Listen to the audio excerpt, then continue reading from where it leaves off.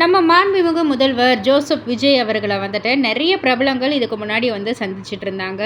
And இப்போ கொஞ்சம் gap விட்டு திரும்பவும் வந்து இப்போது நிறைய பிரபலங்கள் வந்து சந்திச்சிருக்காங்க. சிம்ரன் மேம், சிம்பு அண்ட் ஷாம் இவங்கெல்லாம் வந்து சந்திச்சிருக்காங்க. அந்த ஃபோட்டோஸ்லாம் சோஷியல் மீடியாவில் உலா வந்துக்கிட்டு இருக்கு.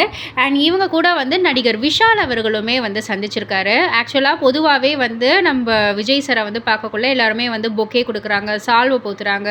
பட் ஆனால் அதுக்கு பதிலாக விஷால் அவர்கள் யூஸ்ஃபுல்லாக ஒரு விஷயத்தை வந்து பண்ணியிருக்காங்க. ஸோ அந்த பூங்கொத்துக்கும் பொன்னாடைக்கும் பதிலாக அந்த பணத்தை பொருளாதாரத்தில் பின்தங்கிய நிலையில் உள்ள 3 மாணவிகளுடைய கல்வி உதவித்தொகையாக முதல்வர் விஜய் கிட்ட விஷால் அவர்கள் வழங்கியிருக்காங்க. நிஜமாலுமே ஒரு மிகப்பெரிய விஷயம், நல்ல விஷயம். பலருமே இதை பார்த்து வந்து கற்றுக்கலாம் அப்படின்னு கூட சொல்லலாம்.